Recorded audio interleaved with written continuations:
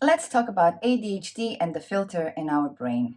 I want to focus on the advantages, but also on the disadvantages. I'm going to be using some of my personal stories, but I'm also obviously going to give you the theory behind it. Let's start with the advantages. Let's start by pinning down what do I actually mean by the filter in our brain. As you know, we have a complex brain and we need to filter information that comes out and we need to filter information that comes in. And our filter is a bit lower compared to other people in very simplistic terms, with people that don't have ADHD. And in my situation, it also led me to getting into trouble because I went down the overwhelm route because there's more information coming at me and basically my emotions rise up. But it also helped me build stronger relationships. How did that happen? Let me give you an example. I'm going to go back in time at a very dark place for me. It was when I completed my master's at UCL in business psychology, and I had a huge debt that I had to pay for the master's. I didn't have where to live. My contract has just finished, and nobody wanted to hire me, and I was maxed out in my overdraft. And basically, I was in one of the most expensive cities in the world without being able to provide for myself. I wasn't able to even buy food, not even coffee. I mean, if you think about the tube, even that costs you, right? Like to go from one place to another. And it wasn't something that I've done intentionally, but because I was showing up genuine and speaking my mind and always saying what's happening to me, people in my network were already connected to who I am as a person. So when I gave them the news that unfortunately I'm going to have to give up on everything and leave London and move back to Romania and quit life, not just quit London, right? That for me was a failure. Everyone was saying this is outrageous, you cannot leave, like you're going to stay here and we're going to look after you. And it was 6 months that I wasn't able to find a job, which means that I wasn't able to provide for myself. And I still remember having a conversation with one of my best friends. We were in Wapping, if you know London, a very lovely place of London. And he was saying, Roxana, right now you have three pairs of keys in your pocket. Do you realize like how lucky you are that obviously you don't have a job and you can't buy yourself food, but like you are not sleeping on the streets. Like you have people that deeply care for you. And what I was doing, I was trying not to impose on people, obviously. I was staying maximum a week in somebody's house. They would take me in their beds, or some of them, they would give me their couches. For 6 months, I've done this.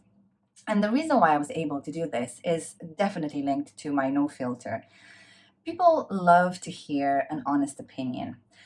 Most of the times, there's a situation, there's a bit cringe, everybody's thinking it, but nobody's saying it out loud. People with ADHD are going to be those people that are going to say things out loud. Sometimes it gets them into trouble, and sometimes it builds like really strong relationships. Obviously, if we're talking about this example, like they had to get connected to me first. It wasn't like I just met them and they got me into their house. And it was particularly a group of volunteers. Like we were volunteering for the society Rotaract, if you heard about them. And like they have a strong sense of community, but this was beyond being a good volunteer. This was about making sure that you look after someone. Like, question to you: would you take anyone in your house? Like, you would have to connect to that person. And how do you connect with someone? You need to be able to empathize with them.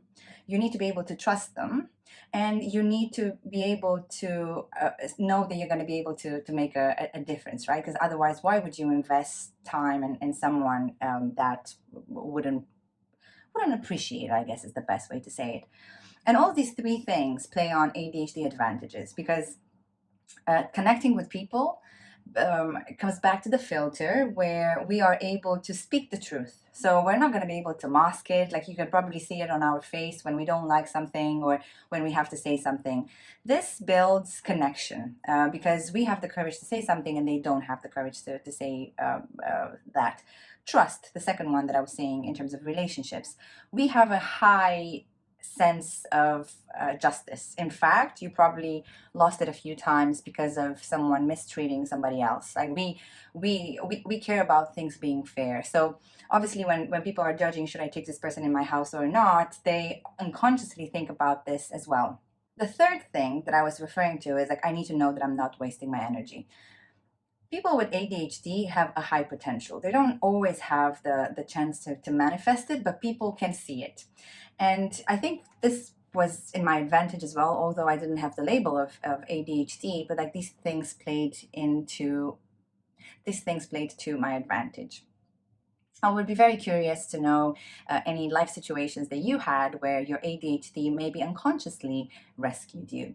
If I'm being very honest, looking back at that time, if those people would have not offered to take me into their homes and insist actually for me to go into their homes, I would have quit after my master's. I was burnt out, I was overwhelmed, I was feeling like a failure. They had to believe in me. And I think it was about 15 of them in total that were taking rounds, right? And having me at their house. And they basically rescued me. And I just can't thank them enough. If you see this video and you were one of the people that hosted me, yeah, this is a big event in my life, so I guess I have another chance to thank you. Let's come back to our story of ADHD and the filter. We mainly looked at the pluses for the information coming out, which is about building the relationships around us. I guess I would add one more, which is it also means that because we have the filter a bit lower compared to other people, we're also able to capture more information. And we are more sensitive. We are more sensitive to changes in somebody's mood. We are more sensitive to feeling the different thoughts of people, dare I say, in front of us. And again, it makes us better at relationships. Let's look now at the opposite and let's look at the challenges that we have with the filter when it comes to our ADHD brain. I'm going to start with the information coming out of us. And I'm going to say that the same thing is an advantage, the fact that we speak our minds. In certain cultures, it can actually work against us, maybe even at work, because not every situation allows you to speak your mind. I mean, I hate that. And I would advise you to choose the environment around you where you're able to speak your mind. But the reality is that in some aspects in our society, we need to maybe manage that, how we're going to be expressing ourselves. I think a big minus when it comes to our filter is on the part where the information is coming in. I know that I told you that it makes us better at relationship because we're able to feel like the shifts, but it also overstimulates us. And when we're overstimulated, it means that we're overwhelmed. And when we're overwhelmed, we explode. And sometimes it takes us by surprise because we don't feel our cup filling up with emotions, for example. And we surprise the people around us and we even surprise ourselves because we don't work from the rational side of our brain. We work from the emotional side of our brain. And when you're overwhelmed, I mean, there's nothing positive about that. And it takes a lot of power for us to control that. In fact, it's quite not even doable. The strategy around this is to build up self-awareness, to start to notice the signs. Maybe you get a bit heated up when you're getting overwhelmed, or maybe your stomach hurts or something. So this is something that doesn't happen overnight, and it's something that you consciously need to make a decision that you want to work on. In my online course, I have a full section in understanding the types of overwhelm that we have, and then the techniques that you need to put in place for different types of overwhelm. But I can tell you right now, it all comes down to self-awareness, and it all comes down to introducing that moment of pause, which I'm not going to lie, it wasn't an easy thing for me to do. It was a process that it took me about 2 years to get to grips with. Obviously, it helps if you work with someone because it keeps you accountable. But when I went through this, I wasn't doing very well with my finances, so I had to do it myself because I was being penalized at work for losing it, for example. In conclusion, your brain is different. You have different minuses and different pluses compared to the people that don't have ADHD, for example. You have to learn to manage the minuses so they're not going to happen as often in the beginning and then later at all if you can.